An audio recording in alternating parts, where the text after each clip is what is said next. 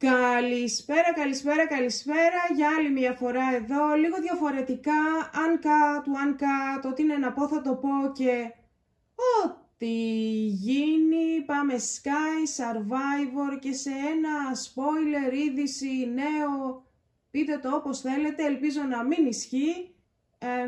Έχουμε μια αποχώρηση, τουλάχιστον αυτό άρχισε να κυκλοφορεί πριν από λίγο.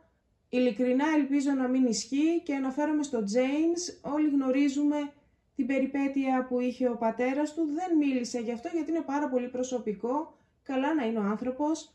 Αλλά φαίνεται ότι ενημερώθηκε και ο James γι' αυτό και αποφάσισε να αποχωρήσει. Τι να πω.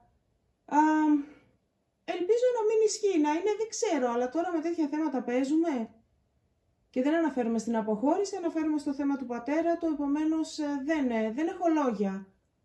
Όλα να είναι καλά και για τον James και για την οικογένειά του και γενικά για όλα τα παιδιά, αλλά σίγουρα αυτή η αποχώρηση, αν όντως ισχύει, θα αλλάξει πάρα πολύ το παιχνίδι. Ο James, όπως έχουμε δει, είναι ένας δυνατός παίκτης και στο αγωνιστικό το βρίσκει κάποιες φορές, εντάξει, αυτή είναι η αλήθεια, αλλά σίγουρα στο reality και στο να δώσει ατάκες, να πετάξει καρφιά, να δημιουργήσει θέματα, σίγουρα το έχει. Τώρα χωρίς το James τι να πω.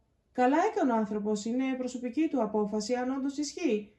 Αλλά παιδιά εντάξει, όλα καλά, τι να πούμε σε αυτό το θέμα, δεν μπορείς να πεις κάτι. Αλλά είναι κρίμα, γιατί είχε μια δεύτερη ευκαιρία, όπως όλα τα παιδιά που μπήκαν, οι All Stars που μπήκαν στο παιχνίδι, καλά, άλλοι για τρίτη και τέταρτη, εντάξει, το καταλαβαίνω, θα το πείτε, αλλά είναι κρίμα. Πολύ κρίμα. Τι να ευχηθώ, όλα καλά στο James, στην οικογένειά του και σε όλους. Τώρα, παιδιά, τα καλύτερα για το James. Ναι, παιδιά, άλλο το παιχνίδι, άλλο η πραγματικότητα, η ζωή έξω από το παιχνίδι.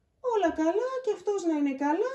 Τώρα θα τον δούμε σε κάποιο άλλο All Star, ίσως ναι, γιατί όχι. Αυτό παιδιά, καλή συνέχεια να έχουμε. Υγεία πάνω απ' όλα είναι το σημαντικό, υγεία, οικογένεια, όλα μαζί. Αυτό. Γεια σας!